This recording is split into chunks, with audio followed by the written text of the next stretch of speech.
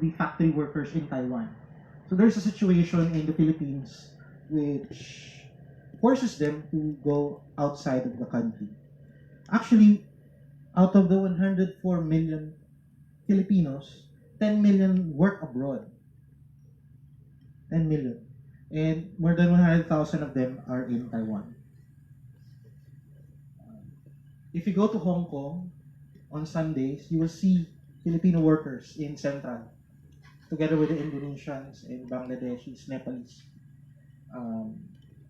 We have the most favored destination of Filipino workers is Saudi Arabia and the Middle East. They work there in construction, in construction and factories. So why do Filipinos go abroad? Because there are many problems in the country. Although we're a very rich country, rich in natural resources, we have everything that's possible to make our country better. We have the Philippines has one of the richest gold mines in the world and other metals. But most of the mines are foreign owned. That's just an example. So either the Australians, people from New Zealand, Canada, and Europe, they own the mines. So people around the mines, they don't own anything. So, and then there's mass unemployment. Wages are very low. It's like $10 US a day. But the cost of living is around $20 US. So, working in Taiwan or in other countries is a good proposition for many Filipinos. That's why 10 million people live and work abroad. And there's endo. Endo comes from the phrase end of contract. Endo. For example, factory workers get hired, but in the 5th month they are fired because when they reach the 6th month they become regular employees. So the companies in the Philippines engage in endo. Now compare it with working in Taiwan, they would sign at least a year contract or a 2-year contract. That's better. So just imagine a Filipino worker, factory worker, she has to reapply every 5 months. And then the wages, it's just $10 US in the capital region. It's lower in the provinces. So that's the reason why you have 100,000 Filipino friends working here in Taiwan and in other countries. There's a big problem, economic problem in the Philippines. I wasn't able to change the photo. That's not in the Philippines.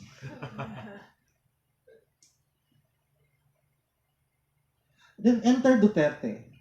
So in 2016, there was a big national elections, presidential elections. And for the past 6 years, people were so angry at the president at that time. Just imagine, if you go through the airport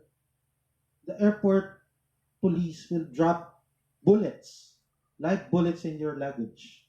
It's a criminal offense in all airports to have live ammunition in your luggage. So the corrupt airport police did that, so they would be able to extort money from the tourists and from Filipino workers who are living abroad.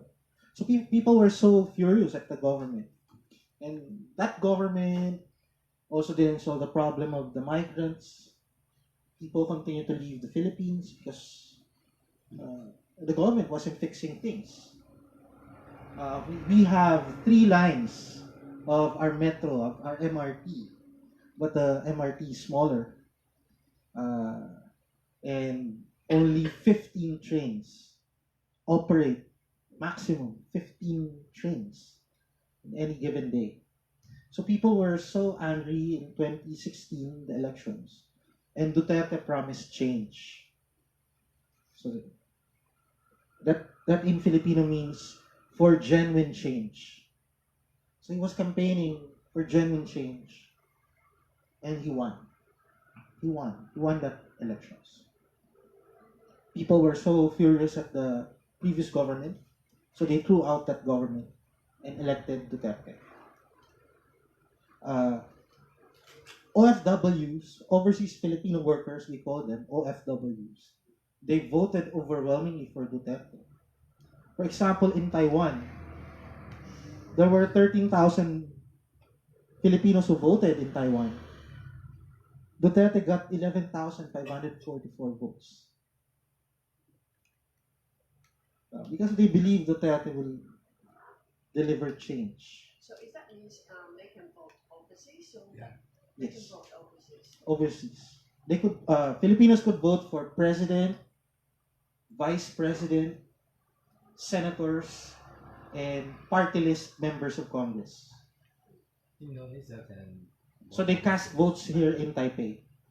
So they mail the votes or they went to MECO, the proto embassy.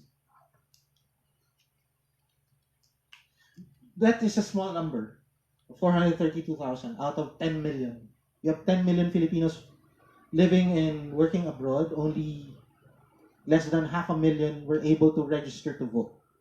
But okay, they represent the OFWs. OFWs gave their vote to Duterte. OFWs, they escaped from the Philippines because of so many issues, and they wanted Duterte to bring change to the country so they could come home.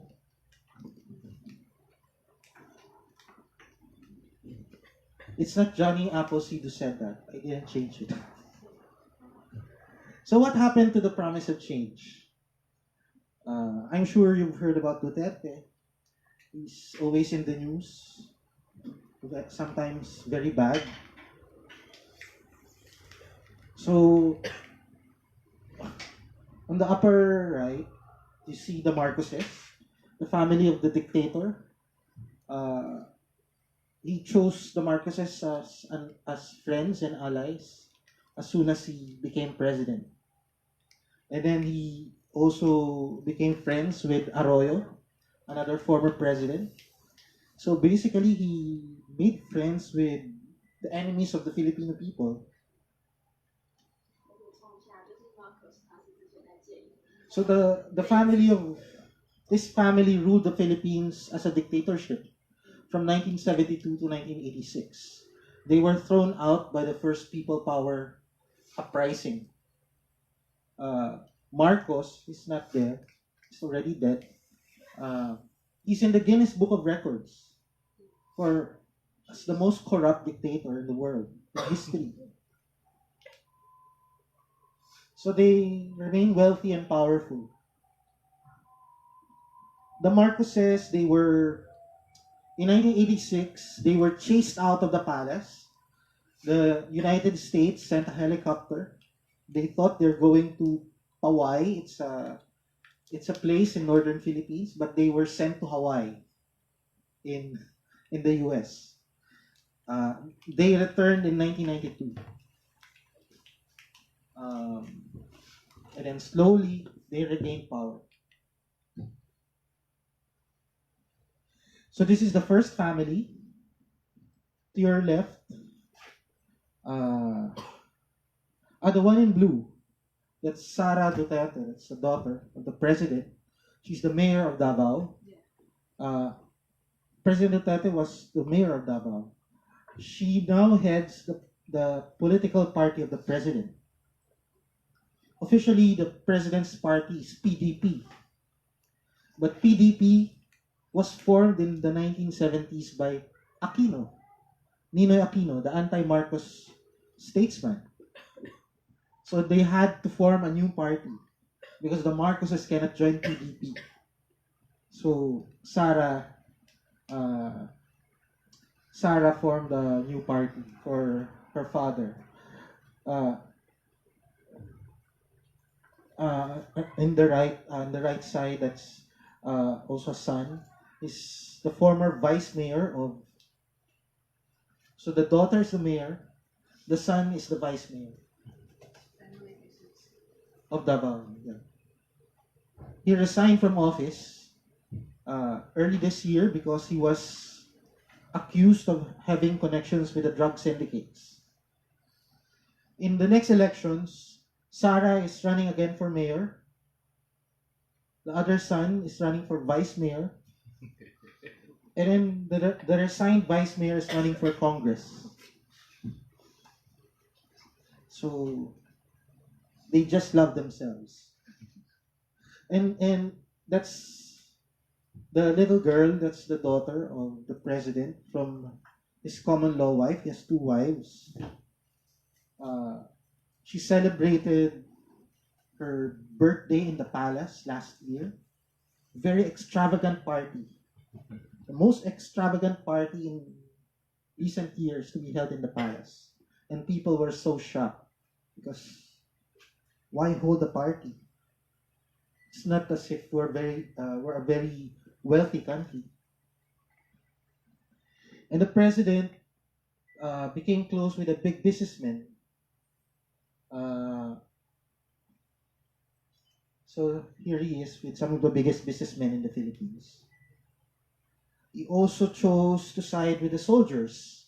So he gave the soldiers and the police salary increases for the past 2 years to make them loyal to him. And so the soldiers and the policemen follow his orders unquestioningly. So in Mindanao, the southernmost island of the Philippines, there was a court order, an arrest order against alleged terrorists, and they served it in Marawi City. It turned out to be one big war, and they destroyed that city. And in the police, they were used to prosecute the drug war. And then the president, despite promises that he will have a independent foreign policy, he upheld all the treaties with the United States. Later, you'll see why. And then it's now well known that the president is very close to China. Xi Jinping was in the Philippines last week. He signed 24 deals for loans. The Chinese loans are 3 times more expensive compared to loans from Japan or loans from the EU. So we're wondering why he's signing loans with the Chinese. Very expensive loans. And remember, we have 7,107 islands. Duterte gave some of them to China. We have a disputed area in the South China Sea. So it doesn't defend the Philippine Islands. So some of the Philippine Islands have been taken over by the Chinese. So the Chinese already built airstrips, civilian installations, and they already have flights from the mainland to our islands in the South China Sea. And Filipinos are very furious. And then one problem that we confront with Duterte, despite his promises of change, he continued basically the programs of the past administration. So he implemented neoliberal policies. So this year, he implemented a new law on taxes. So they raised taxes on low-cost housing, apartment units, electric power, fuel, gas, and drinks. In the future versions of the law, they will impose even more taxes. So the families of OFWs, they have to save money So, for example, if an OFW sends maybe 5,000 new Taiwan dollars, maybe the value of it would just be 3,000 this year because of the price increases. Well, just imagine one ride in our jeepney, just a loose example. If one ride in the jeepney before costs about one NT dollar, today it's already close to two NT dollars. So there are price increases. Duterte had to raise taxes because he has to pay China. He had to pay the loans. How high is the interest rate of the bank? 4 or 5. Japan was offering 1.5. So that's a big difference. If you're going to borrow billions in dollars, that's hundreds of millions of dollars. And then Duterte, because he chose the big businesses and the oligarchs, he didn't change the situation for the workers. So he didn't change ENDO. He didn't remove ENDO, the contractualization. So more and more Filipinos go to Taiwan. Or the Filipinos in Taiwan don't want to go back to the Philippines because there's no change in the situation. If Duterte is really good, if Duterte is a really good president, he would have raised wages and removed the contractualization of labor so that the Filipinos in Taiwan would be able to come home. But no, we don't see any large-scale homecoming of Filipinos. Like, we're going to come home. The Philippines is better. No, you don't hear that. You don't hear that. And then, in the 1960s up until the 70s, the Philippines was a net exporter of rice. We have the International Rice Research Institute in the Philippines. So before, the people from Thailand, Vietnam, Laos, Indonesia, I think also some from Taiwan, they go to the Philippines to study rice farming. So today, the Philippines is a net importer of rice. So I think last year, rice cost around 20 NT, 15 NT dollars per kilo. Today, it's about 20 in 1 year. So the government tells the public, we will import rice so the rice prices will go down. But the rice prices are not going down. Why? Because global rice prices don't go down. They're always high. And if the exporting country knows that you need rice, they will raise the price. So you desperately need rice, you will raise the price. So right now, the price of rice is about 20 to 30 NT dollars per kilo. And then one thing that's quite well known under Duterte, he said that the Philippines has a big drug problem. He claimed that we have like 5 million. On Monday, he will claim there are 5 million Filipinos hooked on drugs. On Tuesday, he will say 8 million are hooked on drugs. On Wednesday, it will be 12 million. Anyway, he said, and he made the public believe that there are many drug addicts in the Philippines. So, from day one of his presidency, there were many people who were dying, being killed. So it was really terrorizing in 2016 until last year. There were many deaths every night. And then, last year,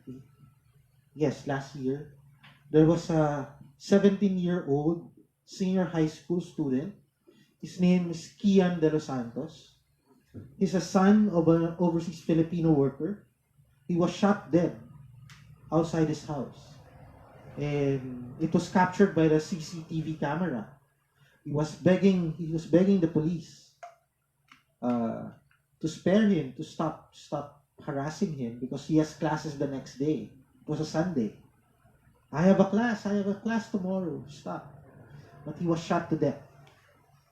And it shocked overseas Filipinos because he's a son of an overseas Filipino worker. His killing sparked outrage in the Philippines. The people were so angry. And later, stories came out that the police had daily targets on how many people to kill. Because they had to prove to Duterte that they're doing their job.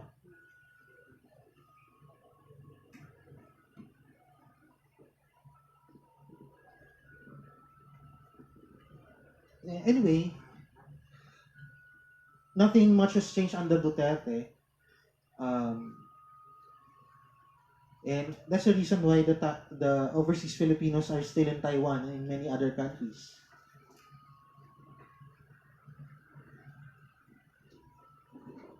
Remember, Duterte welcomed Trump last year, I think, during the APEC summit.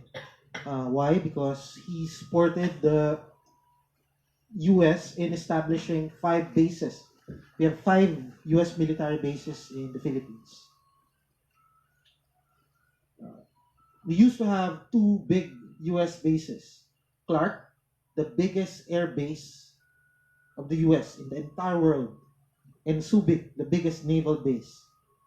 They were closed down in 1991. So from 2015 up until last year, they set up 5 new bases, and the difference is the U.S. bases are located inside Philippine military camps, and we pay them. There's no rent, and then we pay them for being there. But despite that, we are unsafe and insecure from China. Are you familiar with the 9-dash line of China? So China claims that its territory in the South China Sea could be defined by the 9 dashes, the nine strokes. So just imagine, China is so far away, but it claims that that area belongs to China. It's stupid. It's illegal. They always like that. Huh? They always like that. Yes. Actually, it's the same claim from the Taiwan government. How they came to it's exactly the same. Yeah, there are many countries claim they have the Yes. territorial rights over South China Sea. Yes. But so far, only Philippines from among other Southeast Asian countries who accept the claim from China. Yes. And there are at least 6 countries claiming territories here. And it's natural because, EEZ. yes, all countries have what they call an exclusive economic zone. So, for example, we have under international law rights to certain portions of the waters of the South China Sea. The same with Brunei, Malaysia, Indonesia, Vietnam, and Taiwan. China is so far from the Philippines. It cannot even be within the EEZ of China or even Hainan Island. It's so far. The Philippines is so far. If that is true, we could claim Taiwan. Of course, that's not true. The Philippines actually won in an arbitral tribunal under the last president, but under Duterte, the very strong, very nationalist Duterte, he threw out that decision. He said, "We will not fight for this decision." So today, there are at least 50,000 workers from China in Manila. There are many condominium towers full of Chinese workers. And just imagine, Filipinos have to work abroad, have to leave the Philippines to find work. And then we opened the doors to 50,000 Chinese workers. So it's inflaming the anger of Filipinos.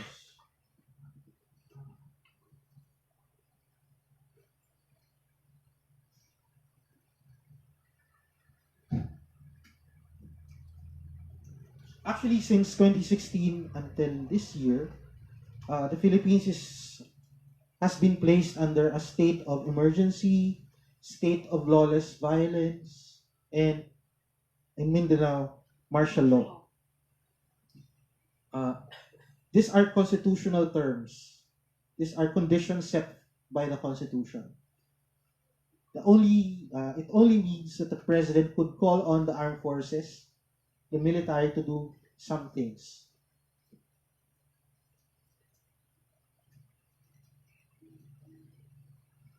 For example, last Friday, the president ordered the military to go to 3 regions in the Philippines. Yes, 3 regions. Bicol, let's go back. Let's go back to the map. So he sent the military to Negros Island, Bicol, and Samar. Why? Bicol is the home region of the vice president. And the vice president is viewed as an enemy by the president. Nothing goes on there. It's where we have the Mayon volcano, the volcano with a perfect cone. It's a very beautiful place. If you like spicy food, you go to Bicol. But there's nothing going on in Bicol. But he's ordered the military to go here. He also ordered the military to go to Samar. Samar, it's composed of 3 provinces. It's one of the poorest regions in the Philippines. And then Negros, it's an island made up of haciendas. Haciendas are big land holdings planted with sugarcane, mostly owned by a few families. And just a few weeks ago, there was a massacre of 7 farmers in Negros. And a human rights lawyer was killed also in Negros. So people are asking the person, why are you sending soldiers there? You don't need soldiers there.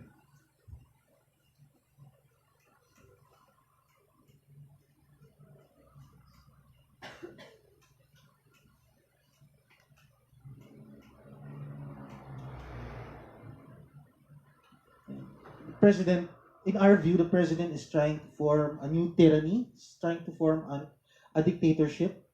So this lady to your left, that's our former Chief Justice of the Supreme Court, the highest magistrate in the country.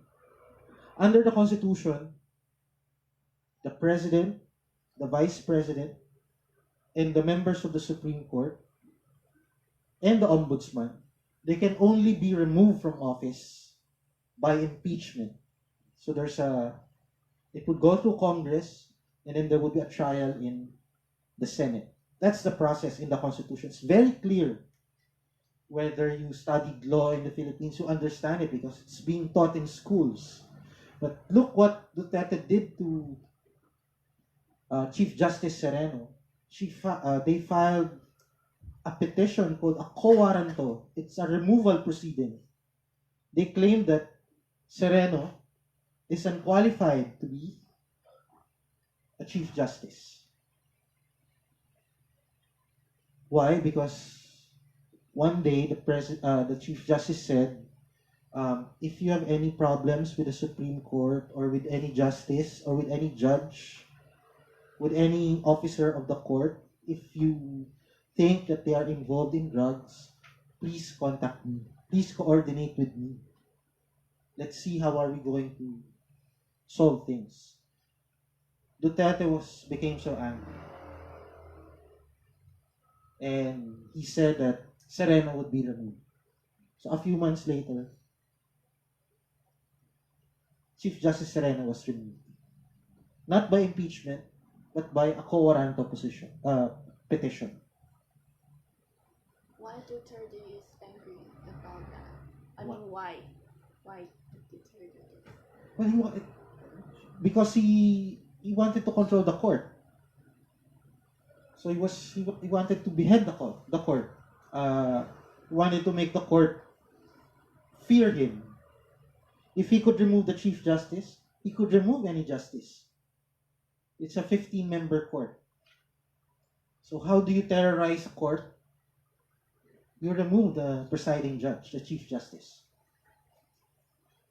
So all the law students, all the law professors, the judges,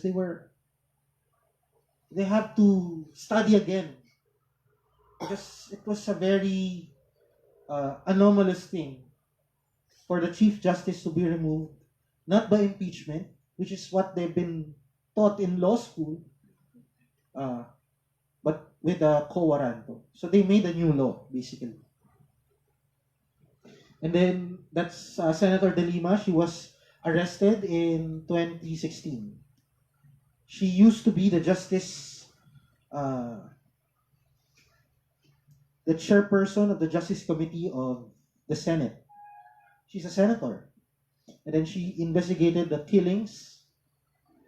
And then Duterte ordered the Justice Department to file cases against her. The government accused her of engaging in adultery.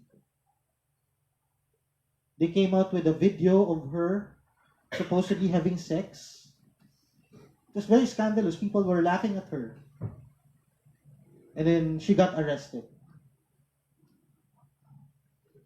And then just a few weeks ago, they tried to arrest another senator, Senator Trillanes. He's a very vocal critic of the president. And there are many other ways that the president is destroying or eroding the credibility of institutions. So just imagine, because we live in a democracy, the courts and Parliament, Congress, they are our safeguards against the president. If the president is abusive, we could go to Parliament or the courts, stop him. But look at what Duterte has been doing. Early in his term, Duterte, because he was trying to act like a progressive, he appointed 3 activists in his cabinet. So for the first time in Philippine history, there were 3 activists as ministers or secretaries of departments. So to the leftmost is Liza Masa. She was the secretary for poverty alleviation. The middle one is Secretary Judy Taguiwalo for social welfare. And Rafael Mariano. He was the secretary for agrarian reform. One by one, they were removed from office. They didn't engage in corruption. They didn't engage in anything bad. Actually, they were so popular. For example, Judy Taguiwalo, she's the secretary for social welfare. She's in charge of relief operations during calamities and helping the poorest of the poor. So she put some systems, she put some order in how government resources are sent to the villages and the provinces. And she became very popular. But she was removed because she was against members of Congress interfering with relief operations. The members of Congress think that it's their money, government money. So for example, if there's a typhoon, they want Tagiwalo to give them the relief goods, and they would put their face there. Tagiwalo opposed that. So she was removed by Congress. Mariano is a peasant leader. For the longest time, he was the chairman of the peasant movement of the Philippines. It's the biggest organization of farmers. And he wants to implement land reform. So Congress has to approve the appointments.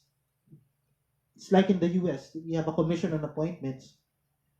He was rejected by Congress because Congress is made up of landlords. They felt threatened. And then the Duterte government also arrested peace negotiators belonging to the National Democratic Front. What was the point of appointing the activists if he was just going to get rid of them? In 2016, he said he was claiming up until a few months that he was for change. So as proof, he would be bringing in the activists into government. So at that time, okay, the activists said, okay, as long as the president will respect their work, they will accept the appointment. So they accepted the appointment of the president. But the president didn't fight for them when their appointments were presented to Congress. The Congress wanted their own men and women.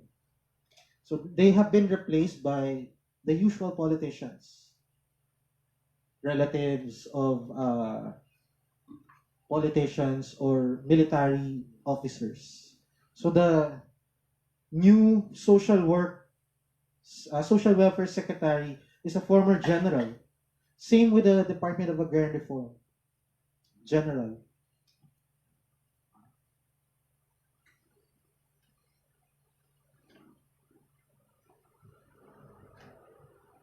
So it's a running joke in the Philippines that the president deceived the voters in 2016. He wasn't able to show that he was really for change.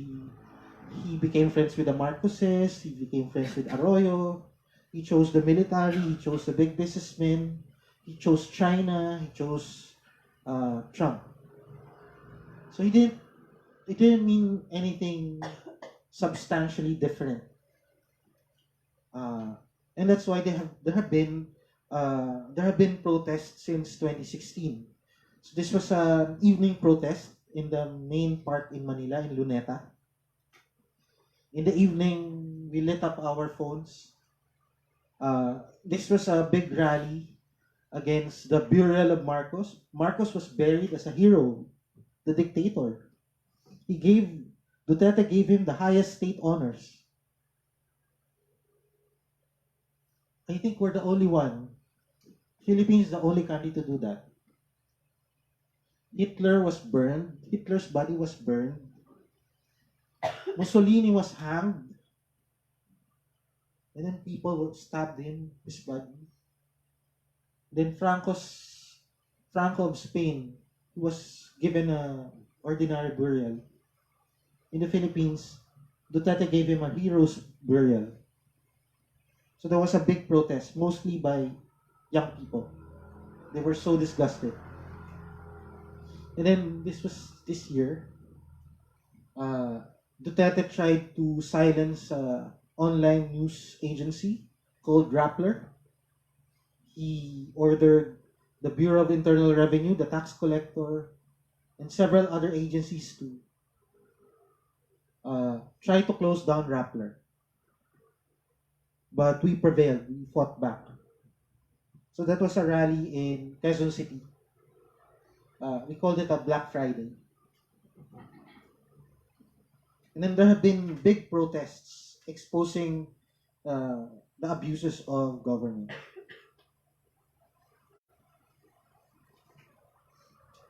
And because it's a sticky issue about our territory, there have been protests at the Chinese consulate. There were big protests when Xi Jinping visited Manila. And then this May 1, we have like 4 big labor centers, big labor federations.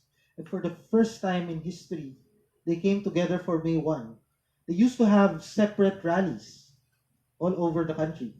They don't go together. They don't come together. But under Duterte, they've come together. So there's a word there, nagkaisa, means united. They're so disgusted with Duterte because he promised in the campaign, we will end ENDO, the contractualization, but he didn't. He didn't. So last May 1, there were 80,000 workers in the streets in Manila. All labor centers who before are fighting among another, they marched together last May 1.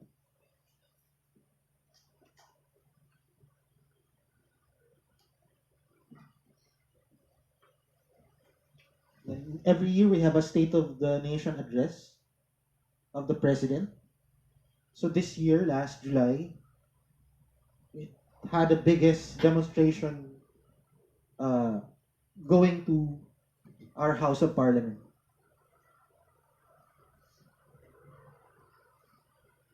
They tried to disperse this rally. They put up container vans, the huge containers, the lorries, the big trucks with how do you call that? Container vans, big shipping trucks across the street, going to the House of Parliament so that people will be prevented from getting near. But we had a big rally, and nobody rallied on behalf of the president. And then, I think this is familiar to some Filipinos. She is Mocha Uson. She's a former porn star, and she became a supporter of the president. She's very powerful in social media. In 2016, Duterte appointed her as an assistant secretary. And this year, we got her removed from office. So she has been removed, and we were so happy. We were celebrating online. Ha ha ha. Because imagine she's an assistant secretary with her own office, doing nothing except trolling. Now, how do I close this? Now she's running for senator. No. She wanted to run for senator, but she's not that popular, it turns out. In our history, we've been able to topple 2 presidents. More evil, more popular than Duterte. So, Marcos, nobody thought that he could be removed. He was so powerful. But in 1986, when 1986 came, people had enough. And then, this is Joseph Estrada. He was in office just for 2 years. This guy is an ex-movie star, right? Yes. And now he's there Mayor in Manila. Yes, I will tell you the story. So he was removed from the presidency in 2001, and the public sued him for plunder.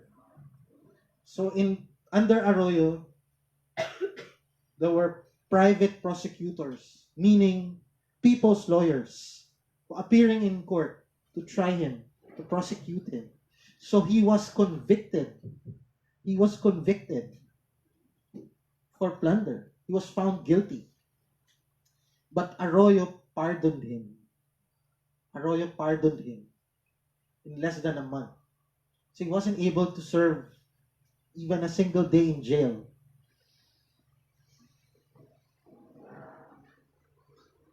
And that meant that all his rights were restored. So the next elections, he ran again for president, and for another election, he ran for mayor of Manila. So today he's a mayor of Manila.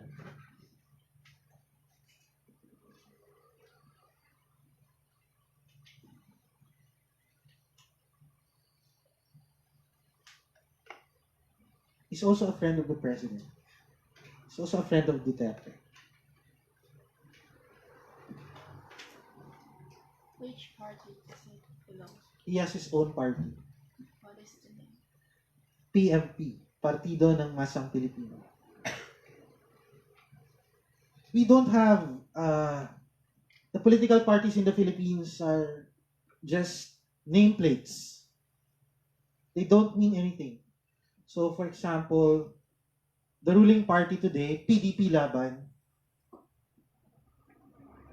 when the president won in 2016, he only had 2 members of Congress on day 1. Like on the day itself, only 2 PDP Laban members, 1 in the House of Representatives. But after 3 weeks,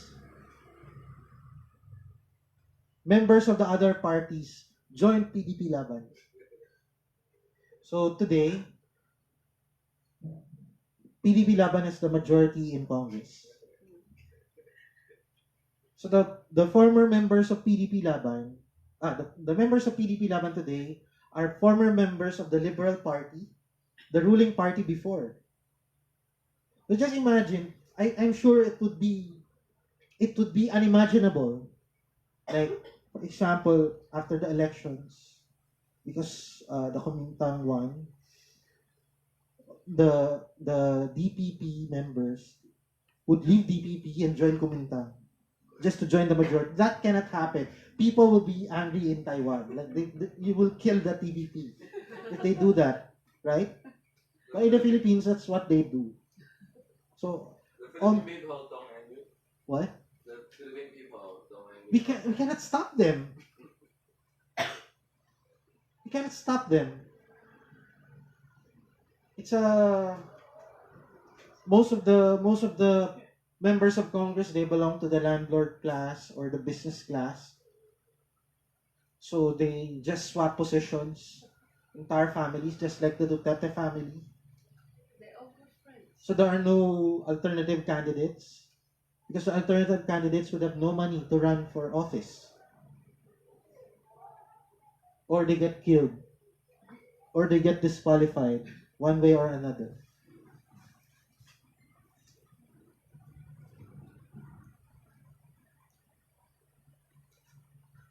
So this is one thing that's going for us right now. We're trying to tell Duterte, you cannot do things like that.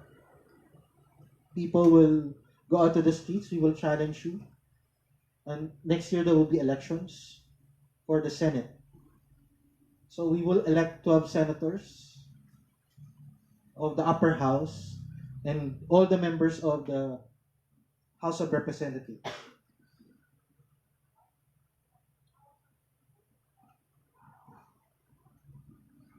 I don't know what will happen.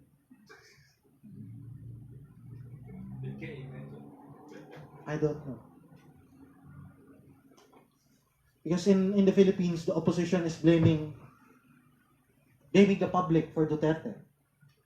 For example, they blame the OFWs because they voted for Duterte. It's your fault. It's how our opposition thinks. It's a stupid thing. That's Duterte's fault. You hold Duterte accountable. That's what we tell the opposition. The OFWs are victims of Duterte. So on one hand, Duterte claims that his landslide victory is a mandate for whatever things that he wants to do. On the other hand, the opposition says it's our fault because we made Duterte win. So we have to we have to educate our opposition. So what we're telling both the administration and the opposition, if you cannot solve it, the people will solve it, one way or another. I told you about a place called Marawi. Marawi is the Philippines' only Islamic city. We have about 10% of the population who are Muslim, and most of them are in Mindanao. And they have their own city. It's called Marawi. Until 2016, it's a very beautiful city. They have a university. It's called the Mindanao State University. It's a very beautiful campus. They have beautiful mosques. Peaceful city. Very much, most Filipino Muslims are traders, entrepreneurs, so they sell stuff in the city, they engage in trade. When Duterte destroyed that city, I want to show the pictures that don't do justice to our friends in Mindanao. And the Philippines is like that. So, I don't know what's going to happen in the next few weeks or months, especially in the next elections. We hope that there would be change to the elections, but we will have to see. The campaign starts in February. The elections are in May, so we will see. But in Taipei, in Taiwan, for example, overseas Filipino workers here, they have an organization called Migrante. So they fight with MECO about migrant issues. In the same way that we do campaigns in Manila and in many parts of the country. So we try to fight for what is right at our own levels. So in Taipei, they fight for better services from our proto embassy, our MECO, because that is not doing anything. And the same thing goes for different organizations in the Philippines. That's it. Thank you.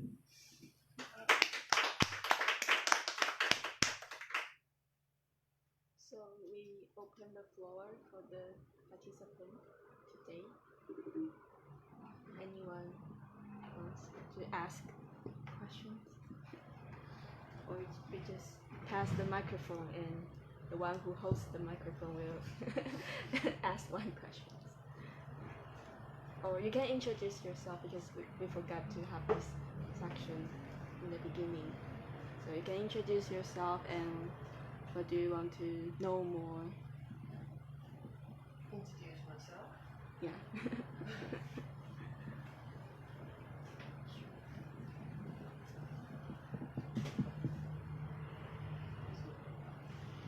My name is Vivian, and I just come back from Brisbane and stay here for a little while for holiday. And the reason I came here today was because I'm quite interested in how the Philippine people can put their destiny into this kind of a person. Because,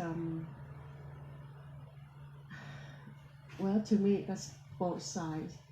I think the people wants to have a very strong leadership. In the other side,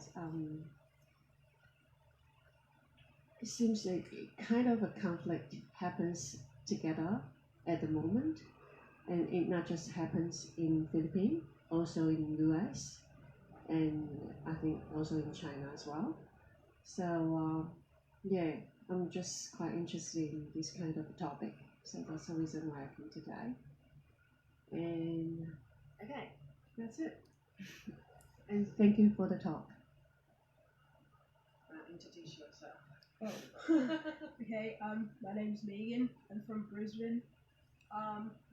Yeah, I thought it was really interesting how someone like Duterte was able to form a public opinion and then receive votes, but then still corrupt a country, but still not be overthrown yet. Like, it's been, although it's only been probably 2 years or so, it's like the previous like tyrant was overthrown, but he hasn't been yet.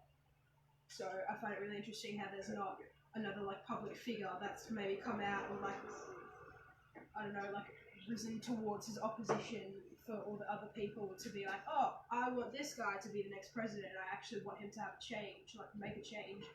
And I find it really interesting how there's like we haven't heard of that yet. So.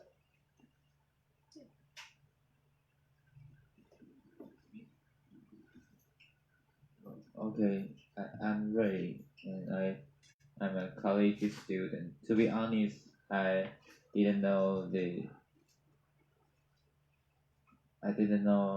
talk until this afternoon because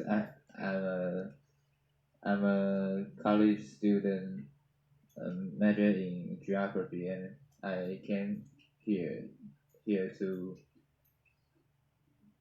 do some field work about the South Asian migration workers and some issues, and I just found a topic here, so I came here to see, and I wonder if the angry people are they the majority, or there are the others are majority, because according to the election in Taiwan, the most there are some strong voice on internet, but the results show that it doesn't seem to be those styles on internet. So I wonder, and my English is poor, sorry. And that's it. Hi, my name is Marilyn, and I have to say 2 years ago I did lay some hope on Mr. Duterte because I am a anti-establishment political figure, and I'm very happy that someone could finally end up the political grip in the Philippines out of two families, which are Marcos and Aquino families, for I think maybe over the past 2 decades.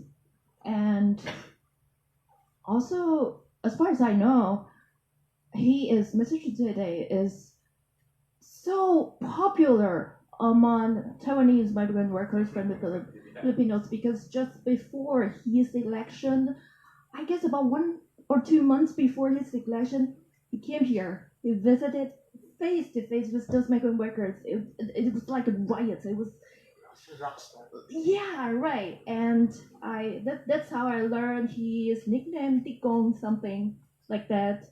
And I did join some talks here discussing about the hope we have for him in the future. I believe maybe 1 year ago we talked about that.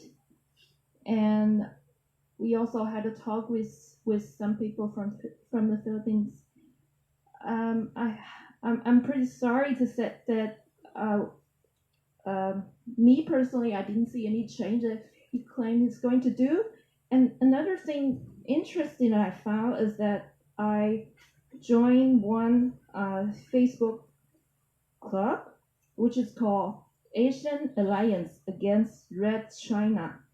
And Filipinos are very, very active in posting articles, and that's how I learned a lot of things, that how Duterte is close to China, and it's amazing. Like, I never thought that I have no idea why. Okay, it's like a little brother of China, following a big mafia brother, Xi Jinping.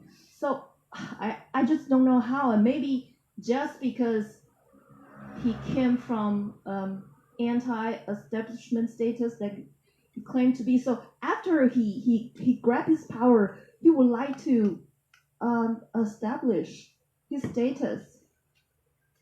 I don't know. I really hope that maybe you are going to make another change, but I really don't think it's that easy.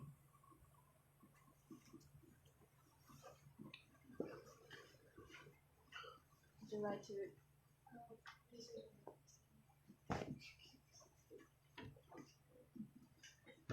Hello, hello, Tonyo. Sorry to be late. Okay. Yeah, I have been just like Marilyn. We have because my wife is Filipina. She's a member of Migrante, and so 2 years ago, or even 3 years ago, before or after the election, almost all of her families, all of her friends, Duterte is the only one they support. Even Migrante and the other progressive movements in the Philippines openly, officially, they supported Grace Poe. But I know most of their members, they supported Duterte from their heart. And I can see how popular it is in the Philippines. But and also in at that time we saw some good things. Okay, he nominated a few leftists to his cabinet, and he claimed that he will restart the peace talks, and the peace talks really happened a few times, but very soon things changed. So it's really shocking and sad to see the changes just so fast over 2 to 3 years. And I'm also very shocked why there are still so many Filipinos until now. They are so loyal to Duterte. Those DDS, or diehard Duterte supporters. There are so many. I believe the numbers of these DDS is decreasing, but they are still vocal. And among the Filipino spouses or the migrants in Taiwan, they are also still vocal. And they are trying their best to speak out or to red tagging or yellow tagging others. So they always call those who oppose Duterte either they are communist or they are LP, the Liberal Party. For me, it's ridiculous and stupid. I would like to know. I would like to hear some comments from you. How do you see this phenomena? Because I think for many people, it's very hard to believe that this president or his regime already killed thousands or even tens of thousands of people on the street, and also not to mention the extrajudicial killings and all the terrible killings everywhere, every day. But some people, they still support him, and for me, it's really hard to believe. Okay, thanks. Well, I have to say I have the exact observation of him, because I know a friend, I think a mutual friend from this bookstore. She's like a event organizer. She's also a Filipino, very, very attractive lady. I used to click like on her Facebook page, and I started to feel something had been wrong, because she makes me feel like they're radically supportive of Mr. Duterte with some strong languages. So then I just dislike it, which means I don't receive automatically their information and messages. So I have no idea what's going on right now. It's very, very similar to the situation that he talks about, and I would really like to know why is this happening? What's going on?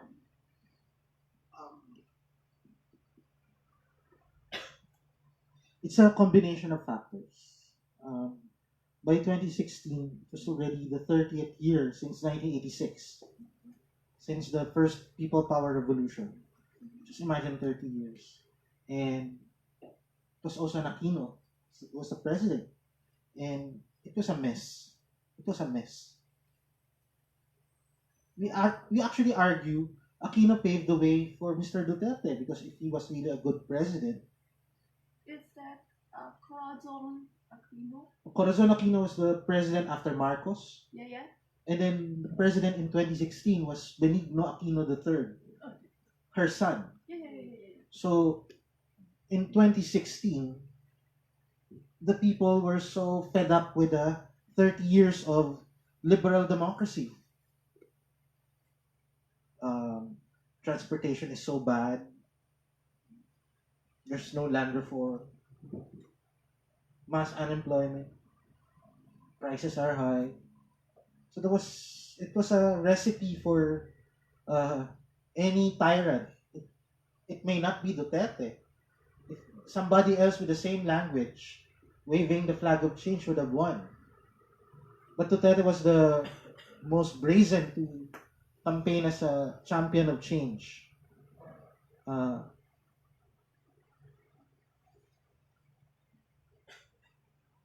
That's number one. The situation in 2016. That immediate generation, it was a disaster waiting to happen in politics. People were looking for a new type of leadership because for the past 30 years since 1986, it was an Aquino experiment, largely an Aquino experiment, book-ended by 2 Aquinos. That's one. Number two, by 2016, the Philippines has become a social media capital. So we have about 50 million people on Facebook. And we discovered later on, after the elections, that the president, although he's really popular, especially in Mindanao, he had a special operations team for digital and social media. So he had a budget, he had personnel, he had thinkers and doers for the internet. He had thought leaders. When he was being forced to run for president, it was like many months. People were convincing him to run. I'm not gonna run. Yes, maybe I'll run.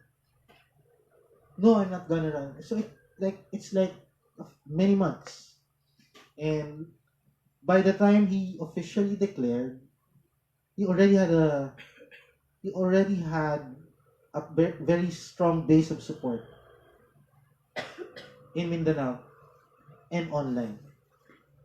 So there was a very strong draft Duterte for president campaign. And then he added this change message. That's number two.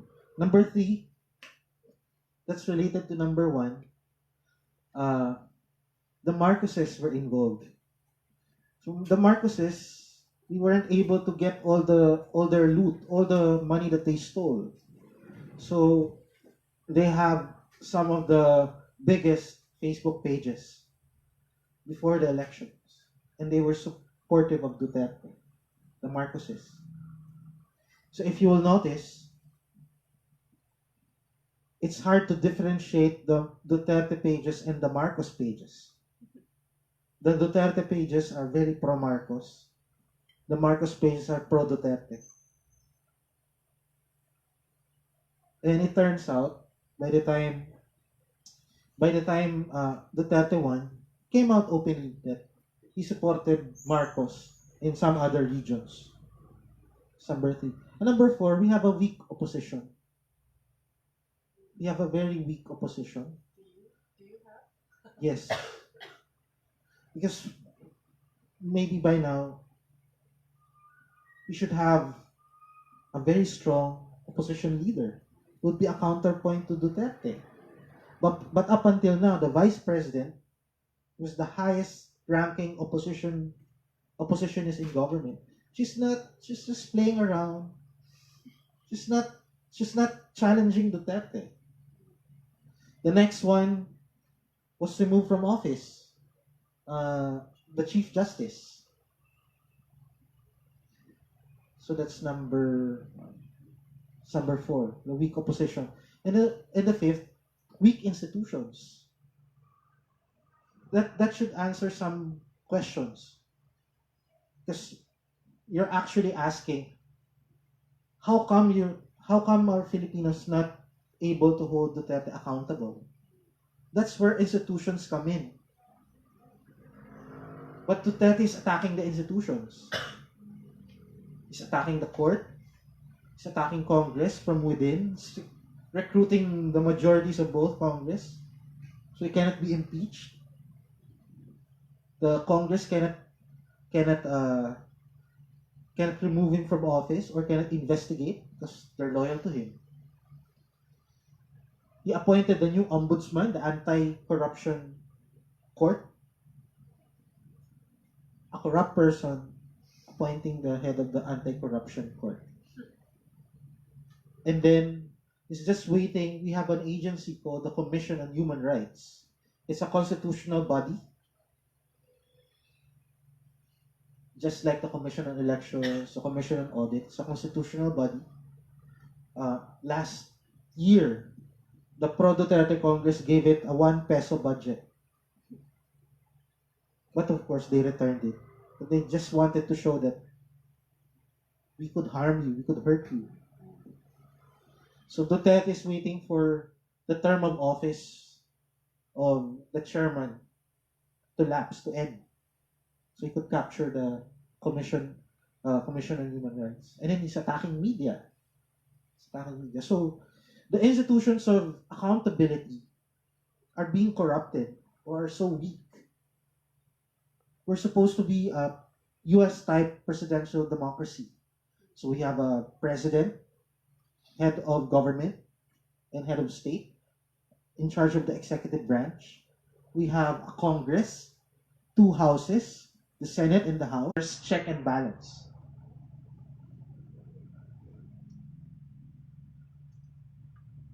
If in an ideal world we could have impeached the president, but we cannot impeach the president because he has captured the loyalty of Congress. We wanted to sue the president to order the police to stop the killings or to investigate the killings.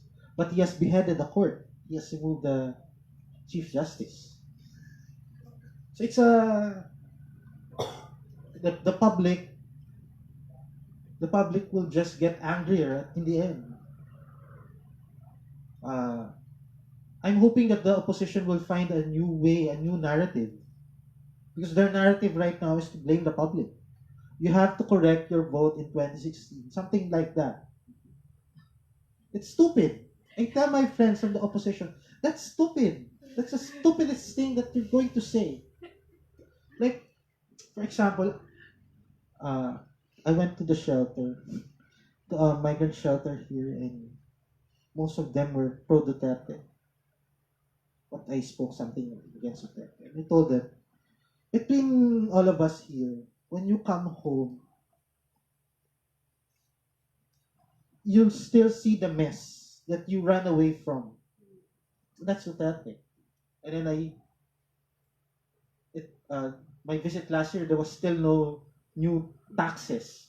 So I was telling them there'll be a new tax on rent, electric power, fuel. They weren't believing anything.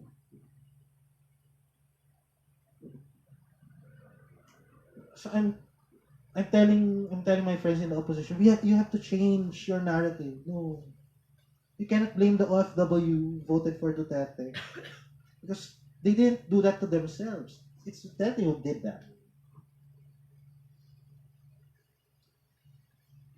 It's a mess. It's a mess. What is going to happen next? What is going to happen? Because people angry. I know all the people angry and weak opposite party. So who will be? It needs to be have a star. It's so weak.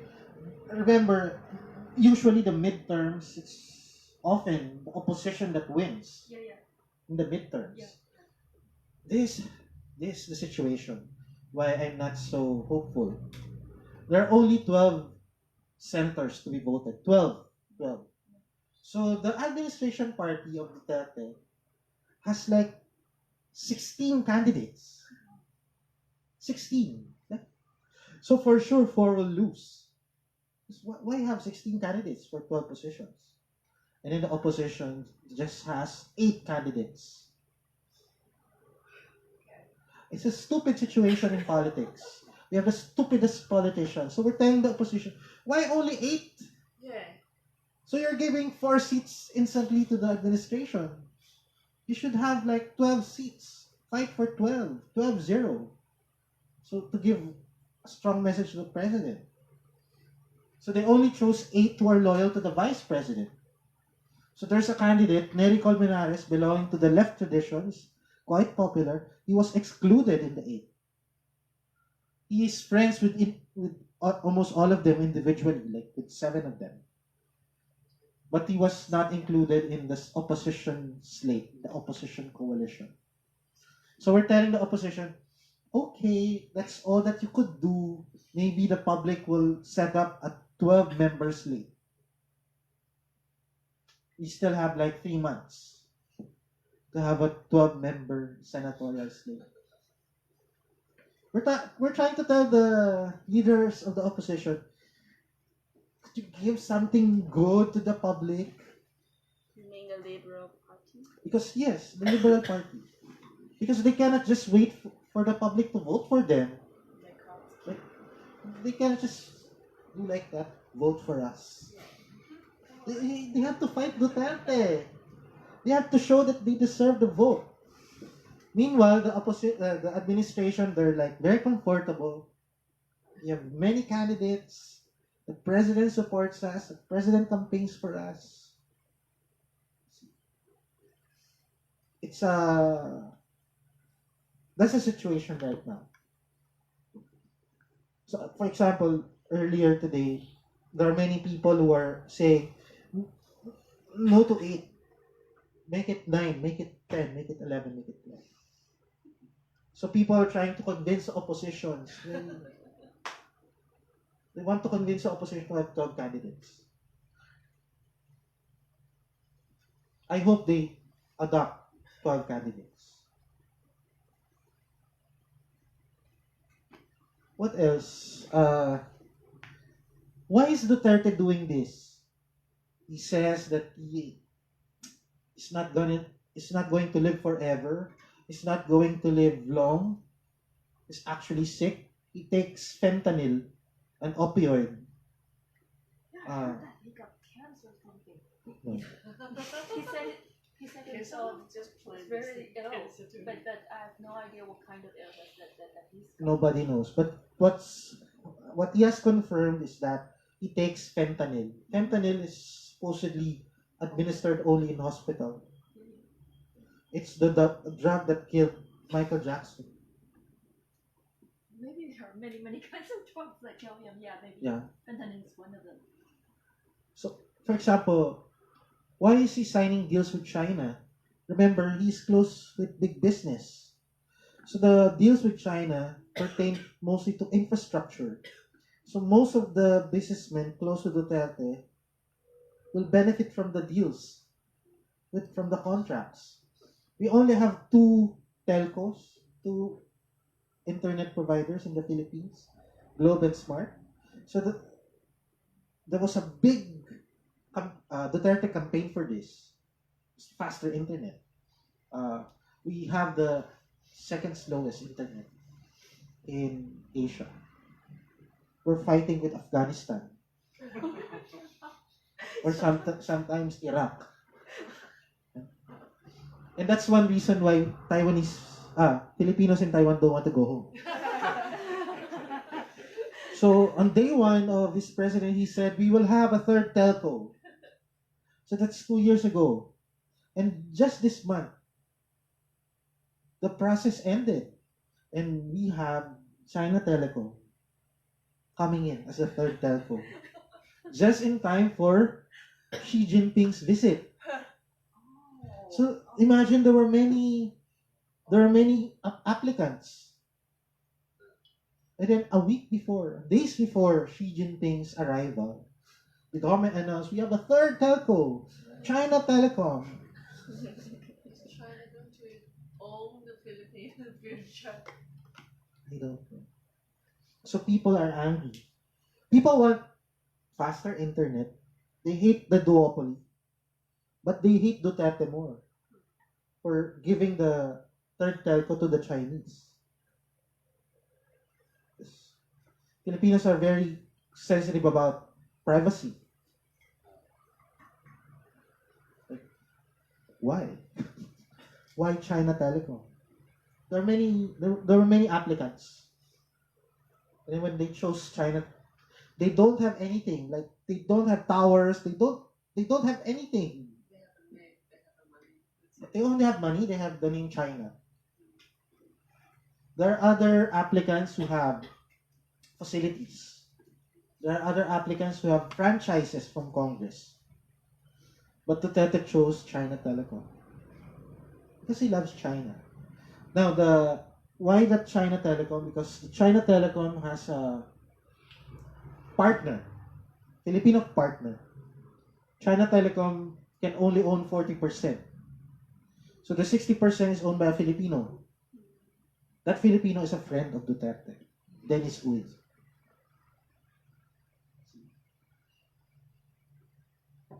So Duterte, although he promised to be a champion of change, anti-establishment, he turns out to be as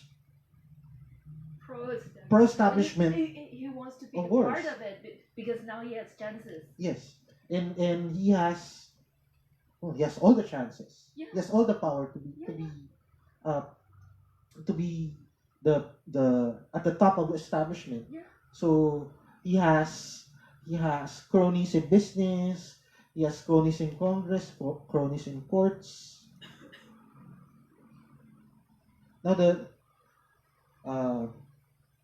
it's a curious thing about overseas Filipinos still supportive of Duterte. Some of them are encouraged by our embassies. Some of them receive instructions from our embassy. The Facebook pages or the Facebook posts. So for example, here in Taiwan, our friends in Meco, who used to be pro-Aquino because the president is Aquino, they're very pro-Duterte. So they have to prove that Filipino workers are pro-Duterte, pro-government. So they encourage thought leaders or prominent Filipinos in Taipei to be pro-Duterte. They invite them to parties. Now, Migrante is a threat to Meco because I wrote about this in my next column. I hope it comes out.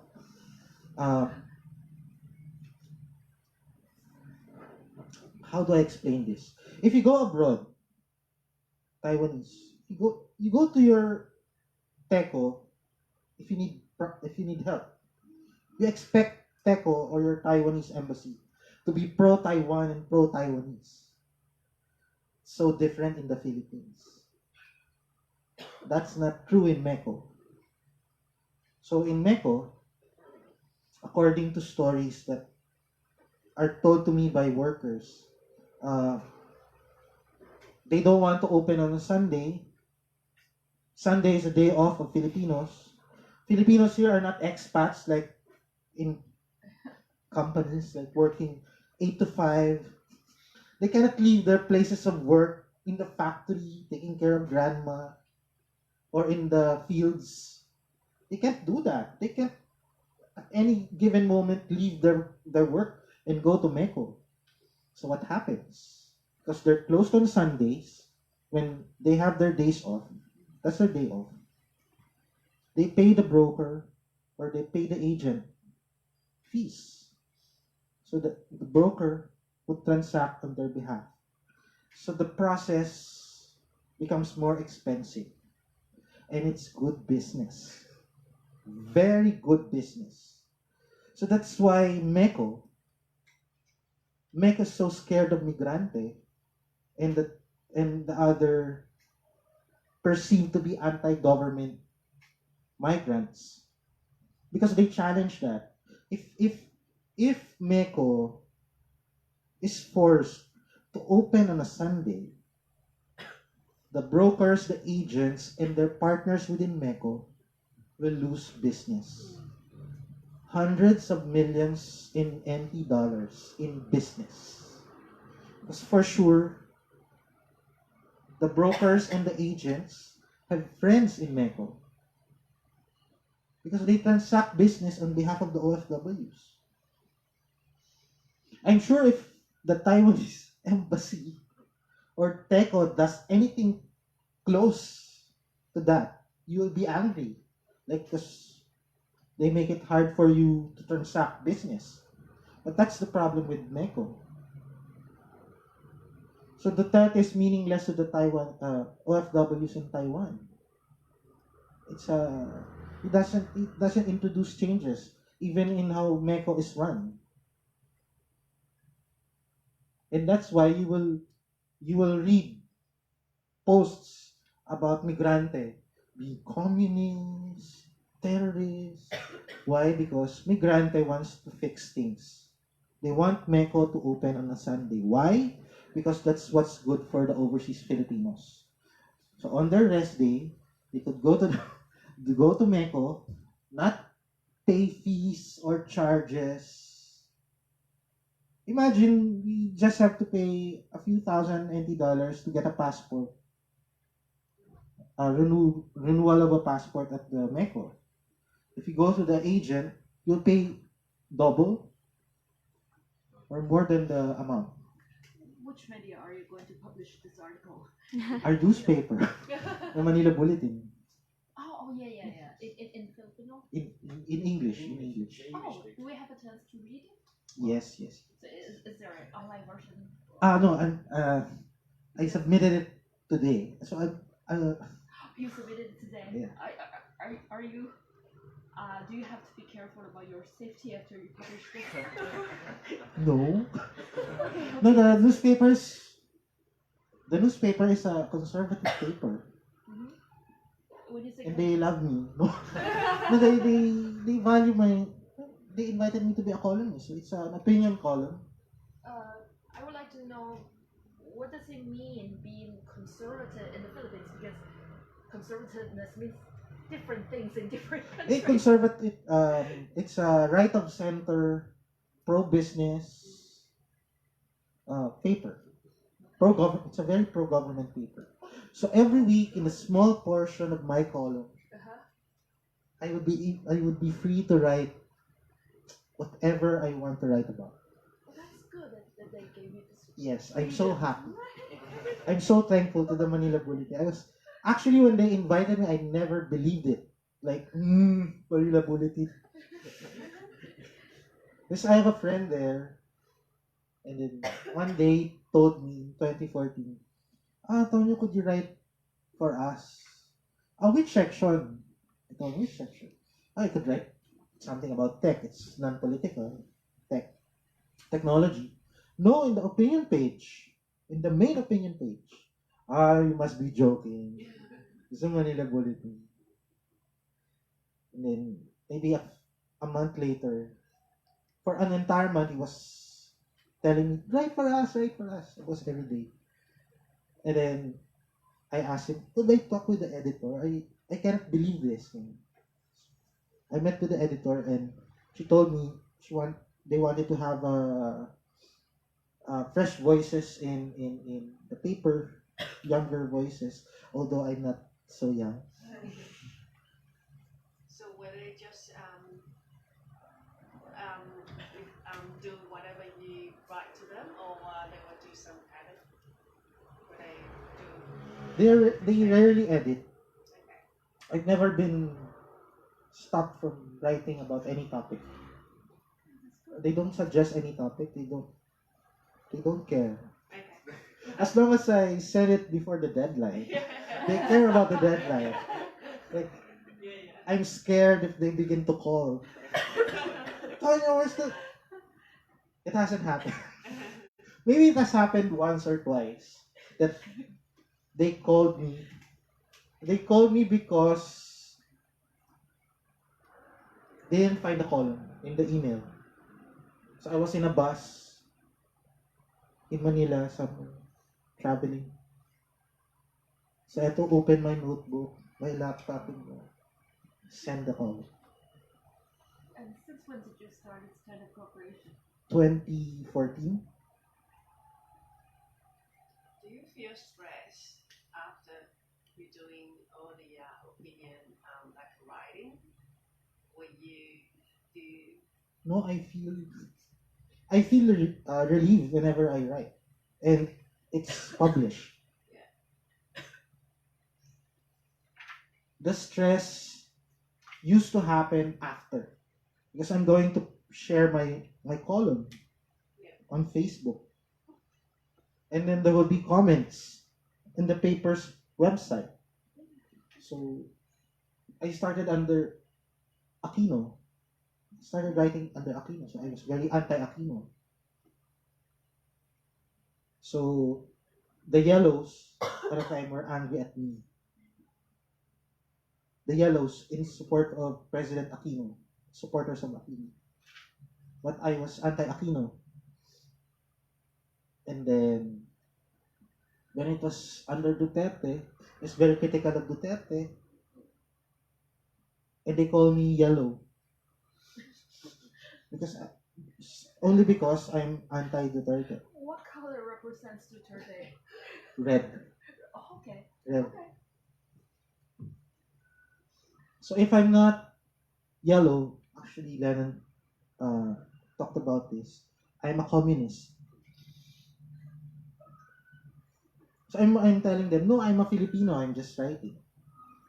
We're all Filipinos. So it's like what I said earlier, we're trying to find a new narrative. Because the narrative of Duterte against drugs, crime, corruption, fighting the establishment, it's still unchallenged, largely unchallenged by the opposition. But you have friends from the opposition side, and why don't they just think about inviting you to do some brainstorming with them, to find out, to think about a new narrative, or to compose the whole fighting strategy? I mean, in narratives in particular, because you write, you know how to communicate better than them do. In October, closer to the deadline for filing of candidacy for the elections, I actually wrote something about a grand coalition, a national coalition. So I wrote something like maybe the vice president, the former chief justice, the leader of the left, different leaders of the many anti-Duterte groups. Maybe you should come together and meet and talk and have a common slate of candidates. But they mistrust each other. So he could only convince them. I'd be ready to help, but of course the yellows, they're still angry at me because I was anti-Aquino. They can't they cannot get over that phase. I think you don't have any Aquinos right now. Is there anyone from the family? That's not how they think. That's not how they think. It would be really nice to have a grand coalition. We had a United People's Sona, the big protest. We had a United People's Action in the anniversary of martial law. So my suggestion in my column was that we should have a United People's Coalition for the elections. And I explicitly wrote there that I hope that the vice president who leads the Liberal Party would think bigger than their party. Because it's not just the elections, it's everybody's minds that's at stake. Like, we have to present a better narrative to destroy Duterte's narrative. Otherwise, the people won't trust them again. That's one thing. the people remember Aquino. The people remember the past administration, which was the reason why Duterte became president. It was a mess. There were many problems. The problem with the opposition is that they don't have the humility to say sorry, to admit that they made mistakes. They committed many mistakes that made the people angry at them in 2016. Politicians in the Philippines don't have that culture of admitting responsibility. And that's why nothing's happening. There's no united opposition slate. Remember, I told you earlier, the opposition is practically telling the public their election message is something like this: correct your votes in 2016. You made a mistake. We will save you. Something like that. So that's bullshit. That's bullshit. People will just remember the arrogant the arrogance of the past administration. But the past administration was so arrogant. And then Duterte looked so humble during the elections. He doesn't dress well. He dresses just like ordinary people. So not unless the opposition apologizes to the public, finds it in their heart, in their heart to say sorry, there would be a part of the population that would be suspicious. The people will just say, "I just want power back," and you're back to your same arrogant selves again. And actually, that's the propaganda of the administration. Don't let them come back. So, our hope is in, for example, the former Chief Justice. She has not made endorsements for the next elections. She's very popular. We thought that she will run for senator. We were praying that she didn't, because it could be a waste of her political capital. Like, maybe she could she could be a new leader of the opposition, because she's speaking about people's issues, people's livelihood, justice, rule of law, human rights. She's actually very brave. Sometimes braver than the vice president. Up until now, you will see statements of the vice president very calm. Sometimes we will continue to support the good projects of the president. Something like that. And the people will like, what BS is that? You're the vice president. Anyway, there's a good thing. What good thing? What's your name again, student? Ray. We have many map makers and geographers for the past few years. They're very popular in the Philippines. Map makers are very popular because although we have 7,107 islands, we have like good universities, map making has not been a big thing. So people are rediscovering geography and map making. And they'd like to make a proper map of our territory in the South China Sea. So they're dying to go there. Some of them are actually studying abroad. They go back frequently to Manila. We have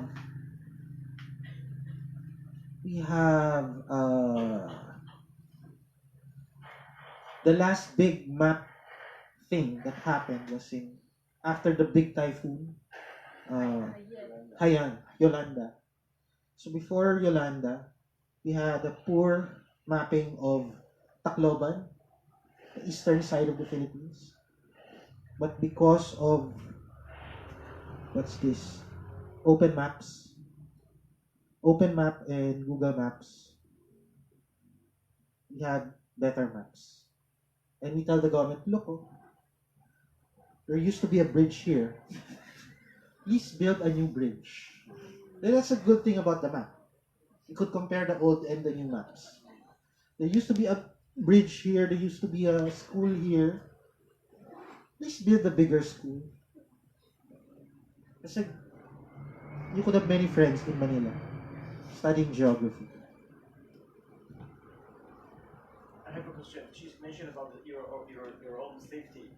I have seen a video from many journalists actually, and one of them is the very vocal lady journalist from Rappler, who has been banned from Malacanang, and some others. So they mentioned that they have been threatened. Many of them they have threats, or if it's a lady, rape threat, or their family will be killed, something like that. But all of them they continue. I on one hand I feel I feel totally respect for them. On the other hand I feel so terrified. How could it be like that? And you are also very critical of writing. And did you get any threats like that before? Yes, I received. In what way? They send me messages. So I have my blog. I have a Facebook profile. It's just a Facebook page. It's my personal Facebook account. And then I have my column, and then I belong to organizations. So sometimes I get interviewed, or I appear in the Senate. I've been to the Senate several times. On the Public hearing? yes, something? public hearing, yeah. So they invited me to talk about fake news and trolling and stuff. So the DDS, the Pro Duterte network of pages, within the day, the hearing was held in the morning. By afternoon, I have a video. They made a video out of my appearance in the Senate, and they made me look bad in that video. They spliced the video, made me sound like an idiot. But in the real world, in the news, in the TV news, in the radio reports, in the print reports, it was all okay. So that happened twice. I received, many journalists receive death threats, like, may your family be killed. I wish, blah, blah, blah. And sometimes they got photos of my nephews from my page, and they send it back to me. I hope they stay safe. So I began to hide photos of my family. So I reported to Facebook, and I tell my editors that, oh, look, I got this. I received this. Just wanted to tell you. And then I tell my friends. So in the Senate, I told the senators and the representatives of the palace,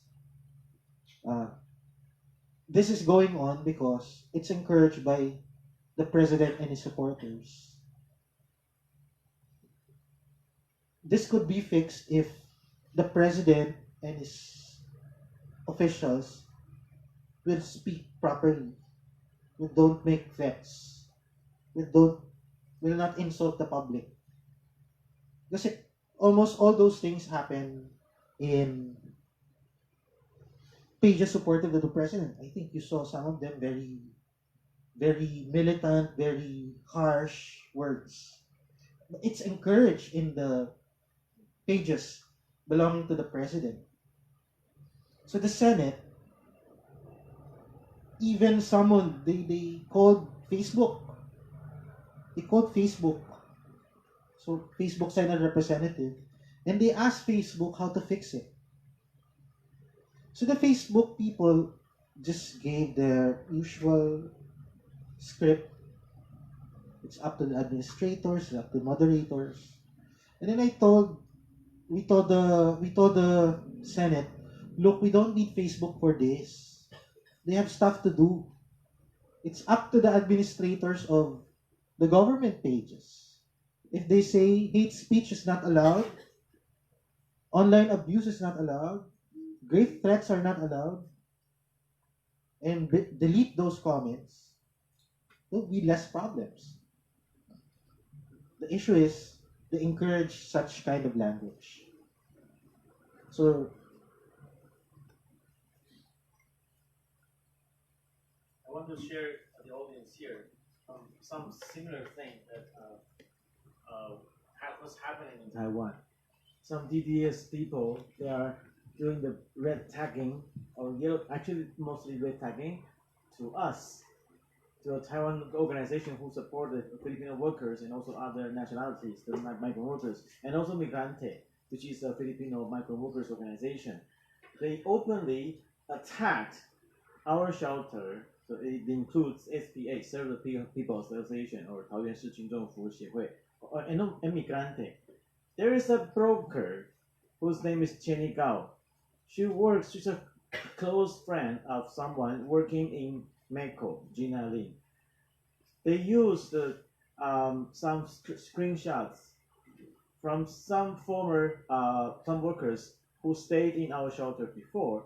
Those screenshots or photos are in an internal circle, but they publicized those photos and made some very, very negative comments, totally one-sided, attacking us.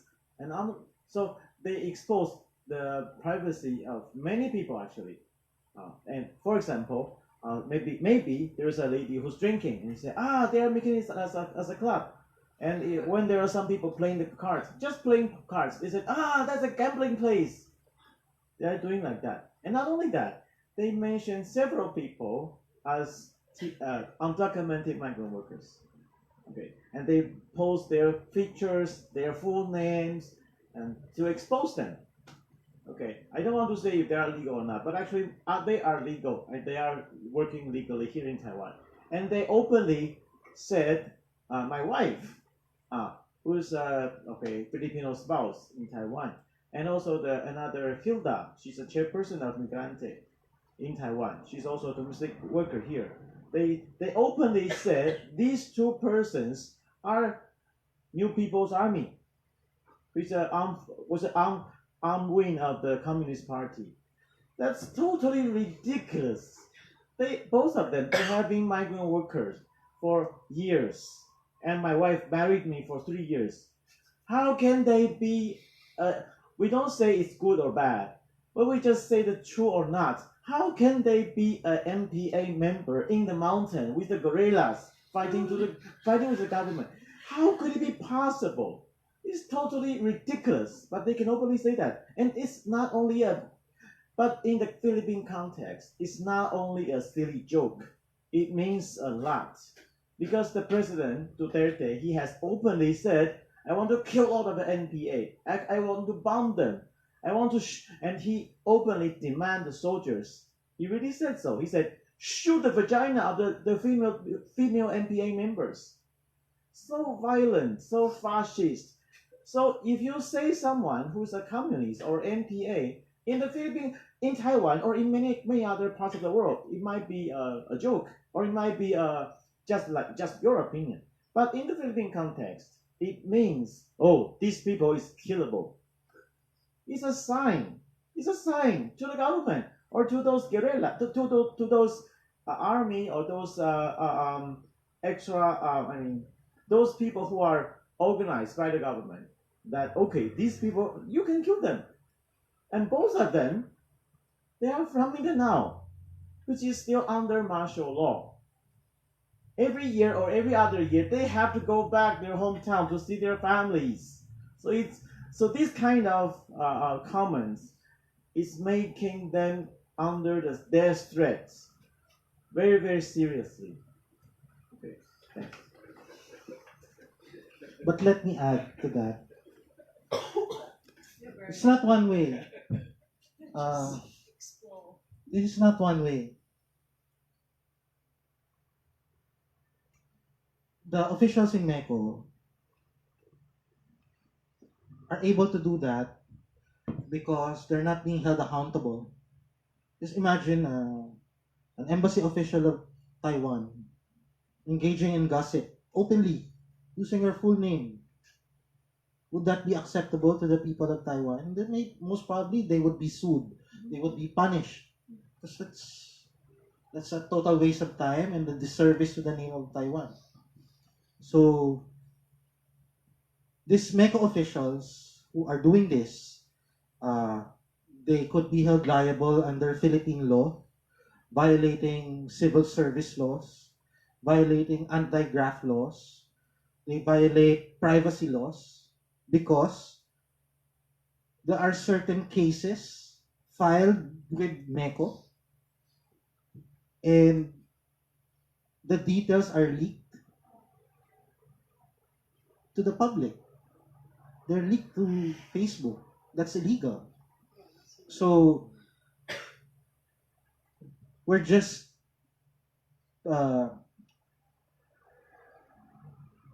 this erring MECO officials and staff would have their day sometime soon when overseas Filipinos here in Taiwan file charges against them because they have committed so many offenses that need to be prosecuted. In fact, they're not actually pro Duterte in the final analysis because when Duterte leaves, there would be a new president and they'll be still in MECO.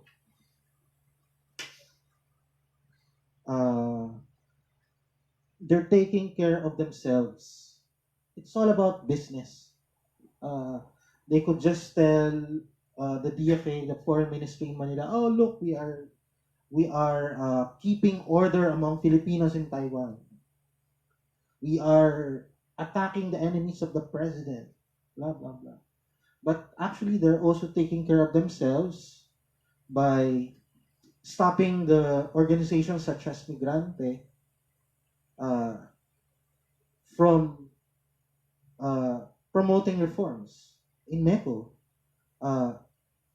They try to slander or defame or demonize Migrante for its good work and to protect their own personal interests. Because some of them were former brokers, some of them former agents, and they continue to work for them even while serving as proto-embassy officials in MECO. Proto-embassy, that's what MECO is. It's not an embassy, but it works like an embassy. So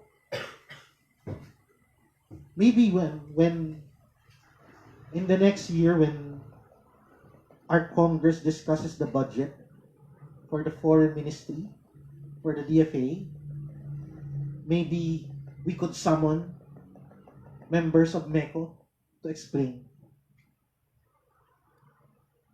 So we could hold them accountable. So are you implying that or suggesting that he can collect enough information or evidence to sue them?